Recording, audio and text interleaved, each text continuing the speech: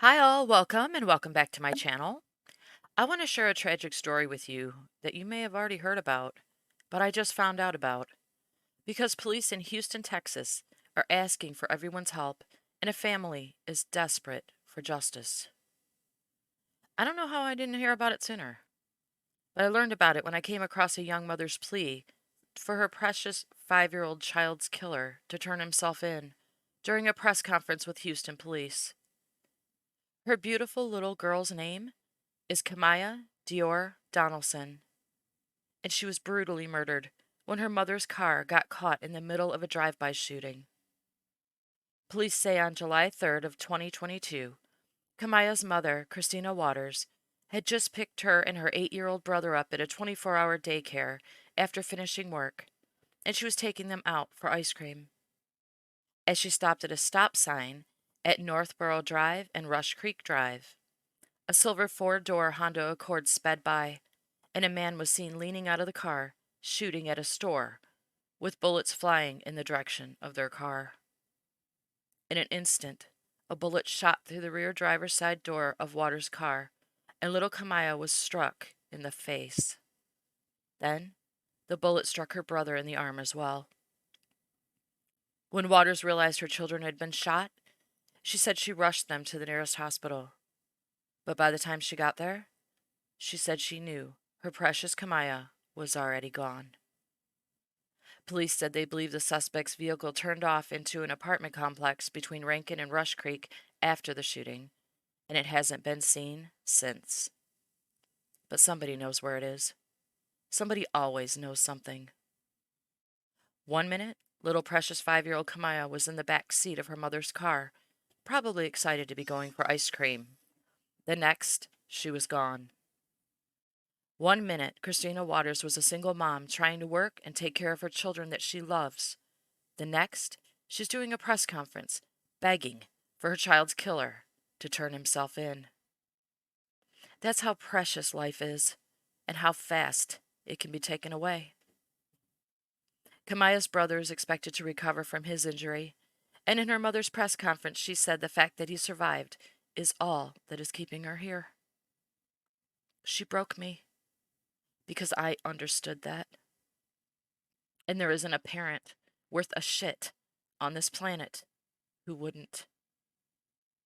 And to top it off, Waters wrote in a heart-wrenching Facebook post, "My son witnessed his little sister, his best friend for life, that was hit with a stray bullet, die in his lap while we sped to the hospital."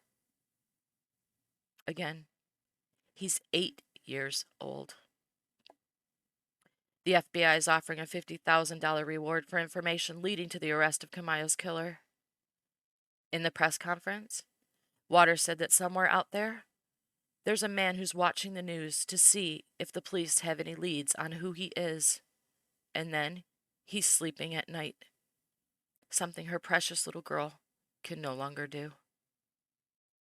Please share this story out on social media. I'll try to add the links to the press conference and the reward poster in my description box. Or you can very easily search Kamaya Donaldson to find more information. If you're a creator in the true crime community, please consider covering Kamaya's story on your channel. We need to get the word out to help this family because somebody knows something. Somebody knows the shooter, and somebody knows where he is. And this family deserves justice. Kamaya and her brother deserve justice. And if you aren't already grabbing your kids and holding on to them for dear life, you might wanna. Because as if this story could possibly get any worse, it's about to. So strap in. If you watch Kamaya's mother's press conference, you'll notice a woman standing next to her offering her support. She was there because she's also a mom who lost her precious 9-year-old daughter when the truck she, her husband, and their little girl, Arlene Alvarez, were riding in was shot at during a robbery at a Chase Bank drive-through ATM in southwest Houston on Valentine's Day in 2022.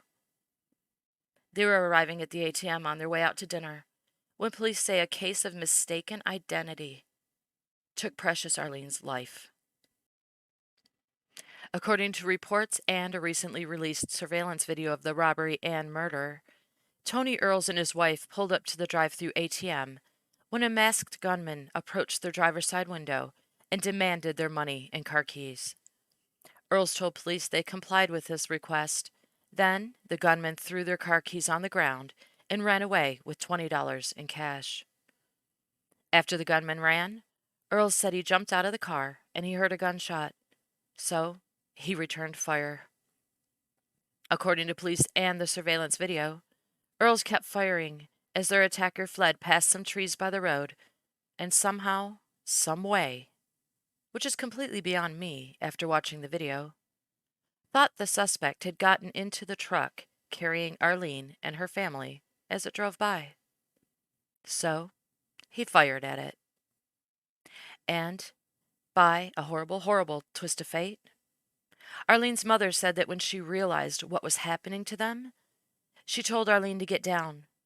But Arlene couldn't hear her because she had earbuds in and was watching a movie on the way out to dinner. So, she was struck by gunfire in the back seat. She was rushed to the hospital and put on life support until she lost her life the following day. Over $20.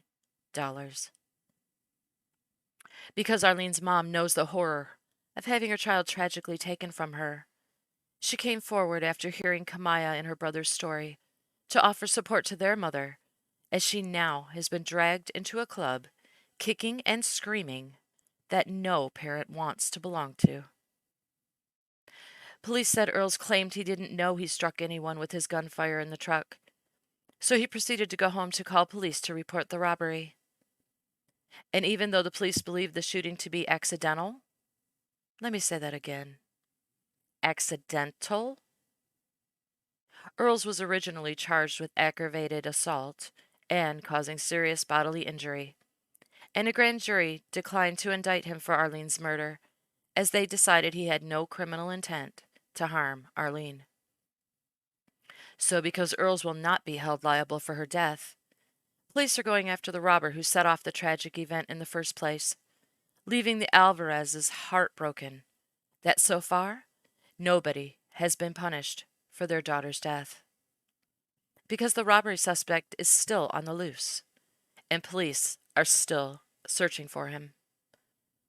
They say there's a $30,000 reward being offered for information leading to his arrest as well. And they're asking for the public's help with finding him. Because again, somebody knows something. According to KHOU News, Arlene's family said the pain they're feeling, knowing Earls will not face any repercussions for Arlene's death, is indescribable. I can imagine. So they've decided to try to channel it into reaching out to help another parent who's suffering and whose pain is also indescribable. Kamaya's mom described her as a precious child, full of love and laughter. I'm sure Arlene Alvarez was too. And now, the world will never benefit from their light, because someone had a beef with someone at a store, and someone decided to throw away his life for $20. Kamaya's grandmother wrote in a Facebook post that she hoped that whoever killed her dies a slow, heinous, painful death. And I feel more than comfortable leaving you with that. Thank you all so much for listening. Again, please share out Kamaya and Arlene's stories as much as you can to help get justice for their families. And if you pray, their loved ones sure could use it. Stay safe out there, and I'll see you on my next video.